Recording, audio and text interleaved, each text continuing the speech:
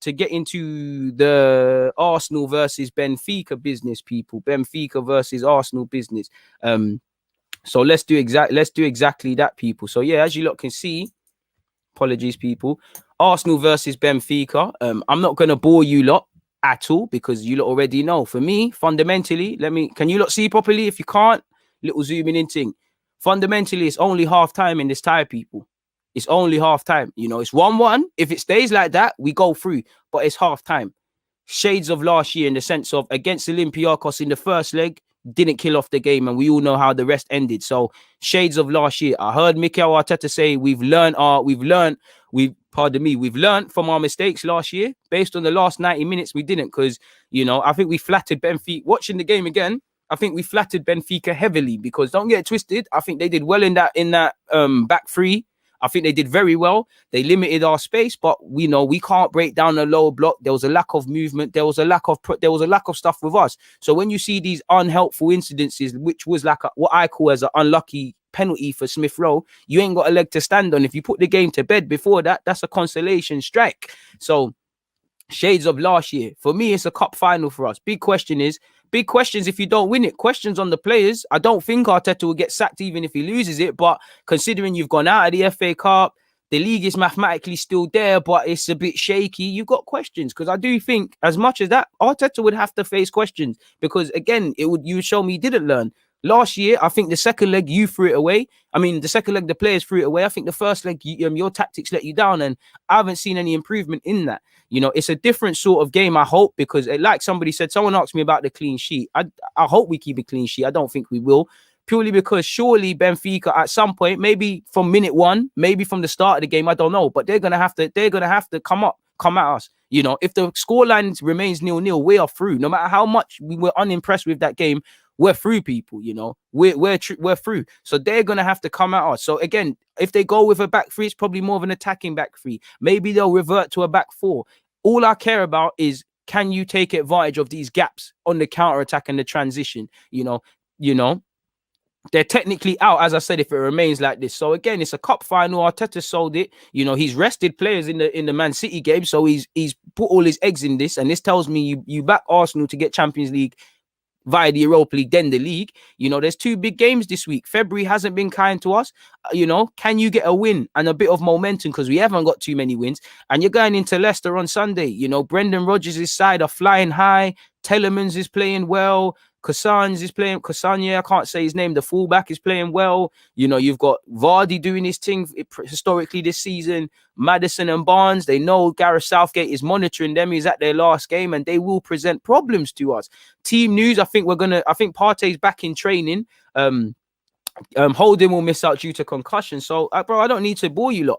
Just by looking online, people, last time we had a home tie at Highbury with Benfica, which was before my time, this a couple of years before I'm born, they actually won. So maybe, certain things can happen in that regards, people. All I care about is learning the lessons from the last game, putting the game to bed. I want to see 45 minutes come. You've scored 2-3. There's nothing else there, and these are some lessons from the last game, movements. Players need to do more than the minimum, Players are just happy to do the minimum. I need to see someone make a run beyond the defenders. People stretch the team. If you don't shoot, you don't score. If you don't hit the target, you're not going to score. 7 shots, 2 on target. And I can't really tell you the shots we had. We all remember Aubameyang's missed chance. Learn your lessons. Ultimately, I feel character has been missing from our starting 11 or our team in the last 2 games. I didn't see character against Man City. I didn't see it against Benfica, only from the same names. Can you show me that? They had a good system, but your sluggish start and how you just played made them look better than they are and flattered them a lot. I don't want to talk about these things after the game, people. It's as simple as that. In relation to my lineup, people, big up Skyto for becoming a member again. Shout out to you, my dude. But in relation to the members, to the lineup, again, for me, it picks itself. And again, this is all without team news. I do think Bellerin will play, and so will Aubameyang. I'm not against Aubameyang playing left wing, but I just feel, you being our captain, you historically being our top goal scorer, I don't think it's helping. You missed a sitter against Benfica. You were nowhere to be seen against Man City. Of course, if he starts and scores, he makes himself a hero. Of course, if it's a cup final based on Arteta, you want to play with your captain. But for me, I pick the best players, and I think Leno is undoubtedly that. For me, Cedric would move over to right back. Bellerin's just not levels.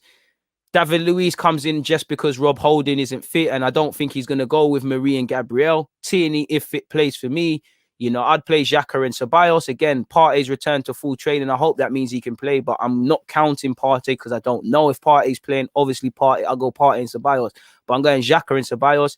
I don't think Odegaard, I personally, Odegaard is still learning and stuff like that, but for me, he's not our player, so I'm a bit harsher on him, rightly or wrongly. He said he wanted to leave Madrid to play on a consistent basis. He's got that opportunity. Of course, he's learning and fitness and all of these variables. But for me, I've seen you play against Benfica. I've seen you play against City. They're the games Madrid are probably watching. You ain't really done nothing in both of them. Against Benfica, I think you did all right. Players weren't finding you. You were poor against, either way, didn't really do much.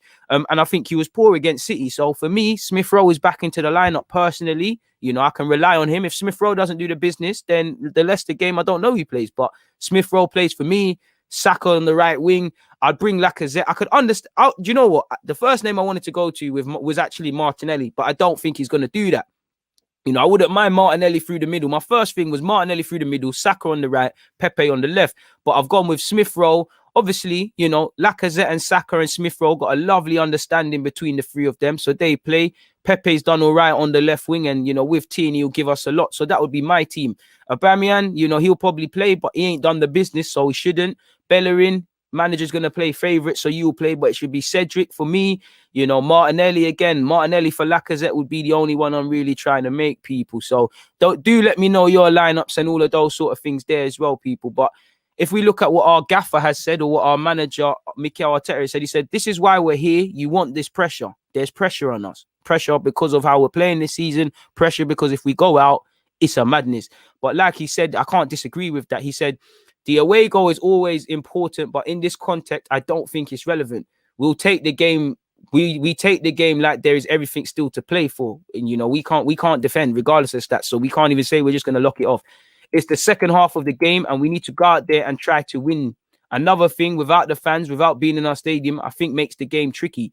It's a big season and a really important game mentally and confidence-wise. It's going to dictate if we're in another competition or not for a few more weeks. This is really what we need. It's a really tough opponent. It's a Champions League team who have been playing in these type of games for many years with a manager with huge experience. For us, it's a final. I can't add anything onto it. He said, this is why we're here. When you play in these competitions and these games, and finals too, it's the pressure that you want. It's much better to have the pressure to win than the pressure not to lose. It's probably a bit of the same. It's probably a bit even. I really enjoy the pressure of winning, to be here and to represent this club. You have to be prepared for that. And to be fair, Arteta, he can't look not confident, or there's going to be question marks, people. Shout out to Eusebio, Portuguese legend, but it's not really relevant what's being said there. What's relevant, however, is the fitness problems. He said Thomas is very close. He's got a final test today in training, which is today. He's feeling good. He'll be available to play that match. So I'm not going to lie to you lot, people. I know people are probably saying, allow him, let him play against Leicester and things. And I know Xhaka will play. But for me, it probably, would probably be Xhaka out and Partey in without a doubt, But I wouldn't mind Xhaka and Partey playing. I think Ceballos would miss out. I would like to see Ceballos and Partey, but if it's a cup final, I'm going with who I think he's going to play in the cup final. And this is what I think you're going to see, people. This is my lineup. This is what I would go with. And I'm about to change it to what I believe Arteta will go with, people. I think you're going to see that. Really, I think you see that. I actually think you're going to see that. I think you're going to see that. That's what I think you'll see from Arteta. So we'll have to see. But it's nice to know Thomas Partey is very close. He's got a final fitness test and he's feeling good and he'll be available. But again, have we finally turned a corner with this Thomas Partey stuff? Is he finally over this? Regarding Rob, as you lot know, he's not available. He's had a concussion. He's been tested and he's fine. But obviously there's protocols and prevention is better than cure. Arteta's had some more things to say. He's bigged up. I'm not going to bore you lot with it because he's bigged up Bukayo Saka's form and how important he is and how he's doing unusual things for us, people. He's always, like he said here, the away goal is always important. But in this context, I don't think it's that relevant. And again, we can't afford for complacency and think, okay, we've done enough. We're through. It's a madness. I'm not going to bore you lot with what he said about fans coming back. When asked on the Europa League, he said, I think while mathematically everything is possible, in football, you have to try so hard. We're going to do that in the league for sure. It's true that the Europa League gives you a completely different route and is a competition that we want to carry on playing and try to win. Tomorrow is another opportunity to make a step forward. The better we are in the Europa League, the better we'll be performing in the league and vice versa. We need to be alive in both competitions. I hear that, Arteta, I agree, but I just think because of your lineup in the last couple of games, I think it's told me that indirectly you got more faith in the Europa League, man.